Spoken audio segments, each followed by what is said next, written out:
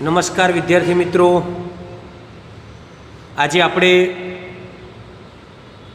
સમાજશાસ્ત્ર વિષયમાં પાઠ 2 ભારતીય સંસ્કૃતિ અને સમુદાય આ પાઠની અંદર આપણે પુનરાવર્તનના ભાગરૂપે એક વિડીયો જોયો હતો. તમને ખ્યાલ છે, આની આગળ મેં તમને એક વિડીયો મોકલ્યો છે. એ વિડીયોમાં મેં તમને પાઠ 2નું પુનરાવર્તન કરવાનો પ્રયત્ન કર્યો હતો, જેમાં પાઠ 2ની અંદર 2 ટોપિક છે, એક ભારતીય સંસ્કૃતિ અને બીજો ટોપિક છે સમુદાય. મેં તમને કીધું હતું કે ભારતીય સંસ્કૃતિની અંદર આપણે 2 વસ્તુ શીખ્યા હતા, એક વ્યાખ્યા અને બીજા લક્ષણો. વિદ્યાર્થી મિત્રો, ફરી એકવાર હું ભારતીય સંસ્કૃતિની વ્યાખ્યા બોલી જાઉં છું. તમને બધાને યાદ છે, છતાંય ભારતીય સંસ્કૃતિ એટલે માનવતા, વિશાળતા, એકતા, સહિષ્ણુતા, બિન સાંપ્રદાયિકતા, સાતત્યના લક્ષણો ધરાવતી સંસ્કૃતિ એટલે ભારતીય સંસ્કૃતિ. વિદ્યાર્થી મિત્રો, ફરીથી કહું છું, ધ્યાન આપજો.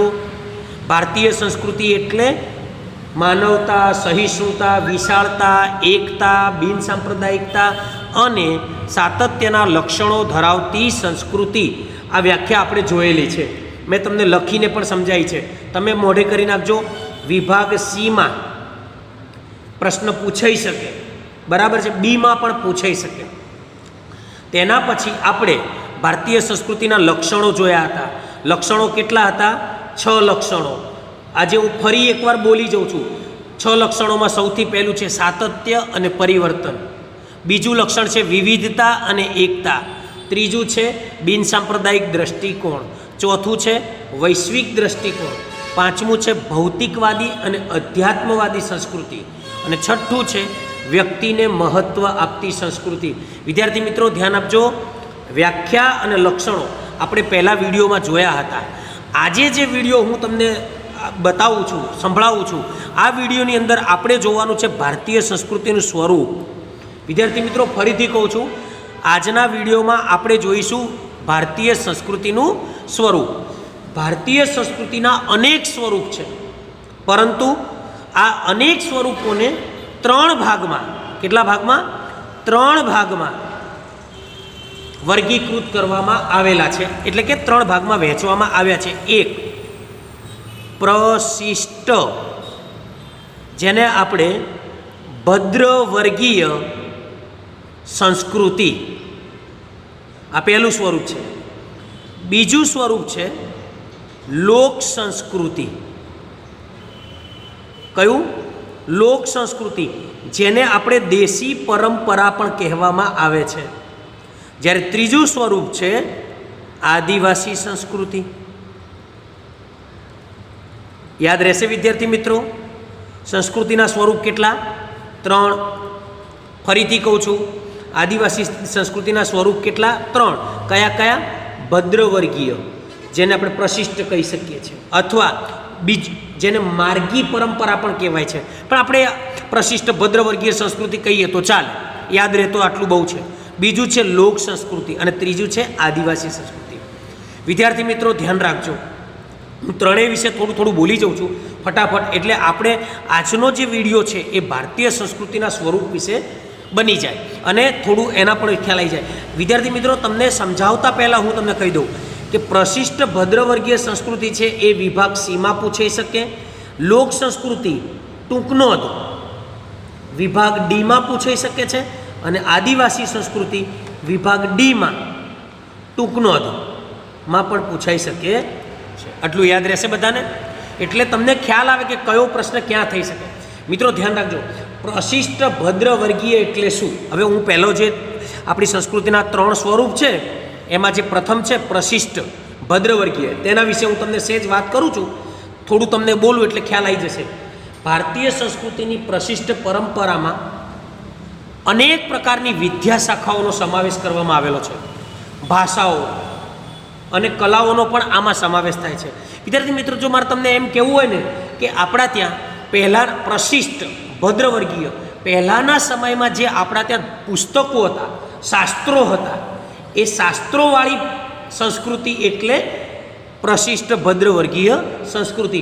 વિદ્યાર્થી મિત્રો, પ્રશિષ્ટ ભદ્રવર્ગીય સંસ્કૃતિમાં હું અહીંયા લખું છું 9 વિદ્યા શાખાઓ. કેટલી? 9 વિદ્યા શાખાઓ. જો અહીંયા લખું, ચલો એક કામ કરીએ આપણે. વિદ્યા શાખાઓ કઈ 9? હું અહીંયા લખતો જાઉં અને બોલતો જઈશ. સૌથી પહેલી છે ધર્મશાસ્ત્રો. ધર્મશાસ્ત્ર, બરાબર છે. બીજું છે નીતિશાસ્ત્ર.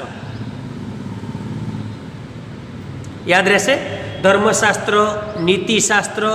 ત્રીજું જ્યોતિષશાસ્ત્ર. શું? જ્યોતિષશાસ્ત્ર. ચોથું દર્શનશાસ્ત્ર.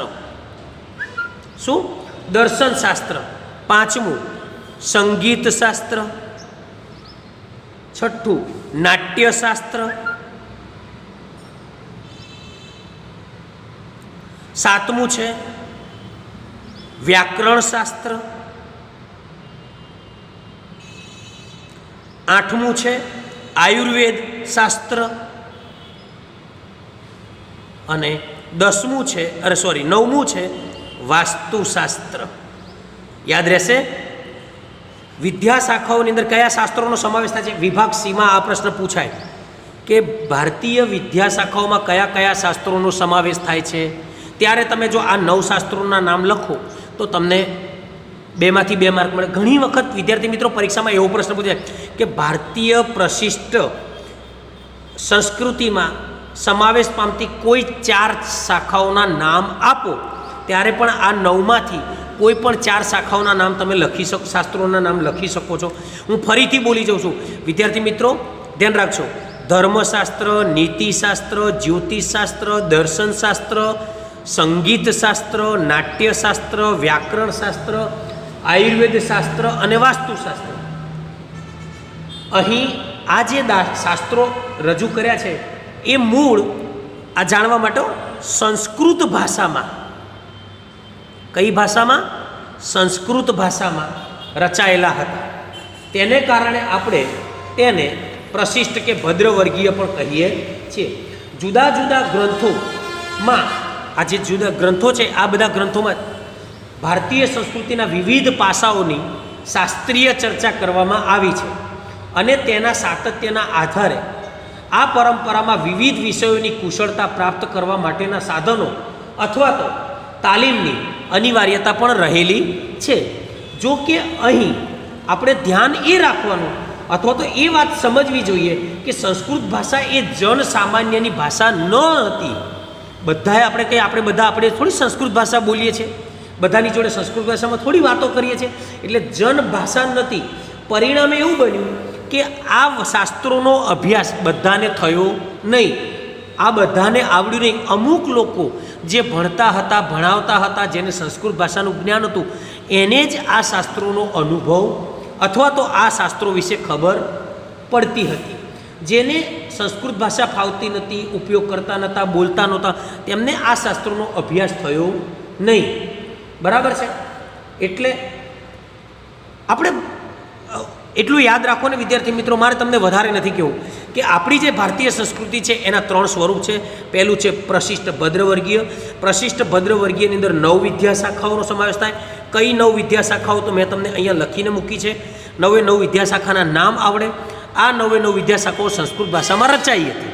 સંસ્કૃત ભાષા જનસામાન્યની ભાષા ન હોવાના કારણે આ શાસ્ત્રોનો અભ્યાસ દરેક વ્યક્તિઓ, દરેક લોકો કરી શક્યા હતા નહીં. બરાબર? ઓકે. હવે આપણે બીજું લોક સંસ્કૃતિ. લોક સંસ્કૃતિ એટલે શું વિદ્યાર્થી મિત્રો?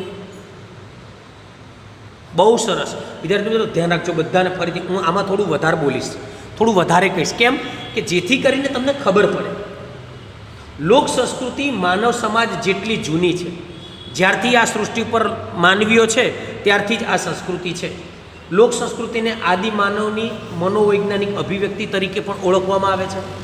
લોક સંસ્કૃતિ એ લોક સમૂહનું સહિયારું નિજી સર્જન છે. લોક સંસ્કૃતિના 3 અંગો છે. આ એક વાક્યમાં પૂછાય છે, બહુ જ અગત્યનો પ્રશ્ન. લોક જીવન, લોક કલા અને કસબ. આ યાદ રાખજો વિદ્યાર્થી મિત્રો. ફરીથી કહું છું તમને, લોક સંસ્કૃતિના અંગો કેટલા, કયા કયા? તો 3. લોકજીવન, લોકકલા અને લોકકસબ આ લોક સંસ્કૃતિના અંગો છે. વિદ્યાર્થી મિત્રો ધ્યાન આપજો, આ બહુ જ એક વાક્યનો પ્રશ્ન વિભાગ બીમાં પૂછાય છે, બહુ જ પૂછાય છે. લોક સંસ્કૃતિનો જો આપણે અર્થ કહીએ ને, એની વ્યાખ્યા એને સમજવું હોય તો આપણે કહીએ સંસ્કૃતિના સીમાડામાં સમાઈ જતી બોલીઓ, લોકોના ગળામાં રહેલું સાહિત્ય એટલે કે લોક સાહિત્ય, સંગીત કલા, ઉત્સવો, ધર્મ, બધાના વસ્ત્રો, બધાના અલંકારો, ખેતી, પશુપાલન, હથિયારો, ઘર, બધાના ખોરડા, ઘરની અંદર રહેલું રાસ રચીલું, મંદિરો, આચાર વિચાર, બધાના સંસ્કારો, જીવન જીવવાની રીતો, આ એટલે લોક સંસ્કૃતિ. લોકોની રીત રસમો, વહેમો, માન્યતાઓ, પ્રચલિત લોકગીતો, લોકકથાઓ, હાલરડા, મરસિયા, જોડકણા, કહેવતો, રૂઢિપ્રયોગો ઉપરાંત વસ્ત્રો, અલંકારો, રમતો, ઘરવખરી, ચીજવસ્તુઓ, લોક દેવદેવીના મૂર્તિઓ, આ બધું લોક સંસ્કૃતિમાં સમાવેશ પામે છે. જેમ કે રીત રસમમાં લગ્ન કરનારને પીઠી લગાવી, મીઢળ બાંધવું, દીકરો મારો લાડકવાયો, દેવનો દીધો છે જેવા હાલરડા, કહેવતો, આ બધું એ લોક સાહિત્ય છે, લોક સંસ્કૃતિ છે. લોક સંસ્કૃતિ એ લોકમાનસ અને સાહિત્યના પાયાની વસ્તુ છે. સભ્યતાનો વિકાસ અને સંસ્કૃતિની વિકાસ યાત્રા જો કોઈના લીધે ટકી રહી હોય તો એનું કારણ છે લોક સંસ્કૃતિ. લોક સંસ્કૃતિથી જ સભ્યતાનો વિકાસ થાય છે અને સંસ્કૃતિની વિકાસ યાત્રા જળવાઈ રહે છે. લોકવિદ્યા એટલે એક શબ્દ છે, લોક સંસ્કૃતિ એટલે લોકવિદ્યા, અને લોકવિદ્યા એટલે લોકોએ પોતાના જીવન માટે જરૂરી એવી પોતે ઉપજાવી કાઢેલી વિદ્યા કે જ્ઞાન. આ લોકવિદ્યાની વ્યાખ્યા આ પણ એક વાક્યમાં પૂછાય છે. વિભાગ બી 1 માર્કમાં પૂછાય છે લોકવિદ્યા એટલે શું, ત્યારે તમારે આ વસ્તુ લખવાની. લોકવિદ્યા એટલે લોકોએ પોતાના જીવન માટે જરૂરી એવી ઉપજાવી કાઢેલી વિદ્યા એટલે લોકવિદ્યા. ભારતની મોટા ભાગની પ્રજા ગામડાઓમાં છે અને એ લોક સંસ્કૃતિ સાથે જોડાયેલી છે. કે બધી જ પ્રજા પુસ્તકોનો ઉપયોગ કરીને જીવન નથી જીવતી, પોતાની સંસ્કૃતિની સાથે જોડાઈને પોતાનું જીવન જીવે છે. આમ લોક સંસ્કૃતિ એ બહુ જ અગત્યની વસ્તુ છે. વિદ્યાર્થી મિત્રો લગભગ તમને ખબર પડી જશે. જો દાખલા તરીકે હું તમને કહું, ગુજરાતમાં ગરબા, મહારાષ્ટ્રમાં લાવણી, પંજાબમાં ભાંગડા, આસામની અંદર બિહુ. યાદ છે ને? ફરીથી અહીં લખું, કદાચ ખ્યાલ ના હોતો.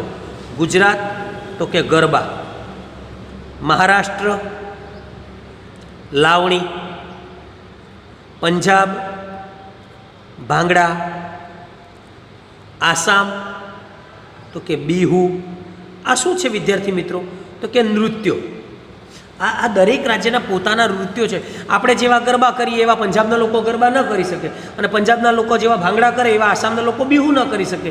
આસામના લોકો જેવા બિહુ કરે એવા આપણે ના આવડે બિહુ. મહારાષ્ટ્રના લોકો જેવી લાવણી કરે છે એવી આસામના લોકોને લાવણી ના આવડે. તો આ દરેક રાજ્યનું આ જે છે ને એ આ લોક સંસ્કૃતિ છે વિદ્યાર્થી મિત્રો. બહુ ટૂંકું ને ટચ, બરાબર. દરેક વ્યક્તિની જીવન જીવવાની રીત એટલે લોક સંસ્કૃતિ, અને લોક સંસ્કૃતિ એ સહિયારું અંગ છે. લોક સંસ્કૃતિથી જ વિકાસ યાત્રા જળવાયેલી છે. લોક સંસ્કૃતિની અંદર ઘણી બહુ જ મેં તમને કીધું કે લોકગીતો, લોકકથાઓ, હાલરડા, મરસિયા, જોડકણા, કહેવતો, રૂઢિપ્રયોગો આ બધું જોડાયેલું છે. હવે ત્રીજી અને છેલ્લી આદિવાસી સંસ્કૃતિ. વિદ્યાર્થી મિત્રો આદિવાસી સંસ્કૃતિ આપણે જાણીએ છીએ, આપણો ત્રીજો પાઠ છે. એમાં પણ આદિવાસી સંસ્કૃતિ વિશે આપણે ઘણું બધું ભણવાનું છે. હું તમને એમાં પણ કહીશ, પણ એ પહેલાં એક વસ્તુ, આદિવાસી સંસ્કૃતિના મુખ્ય લક્ષણો 4 છે. 1, 2, 3 અને 4. આ પણ વિભાગ સીમાં પૂછાય છે. ધ્યાન રાખજો વિદ્યાર્થી મિત્રો.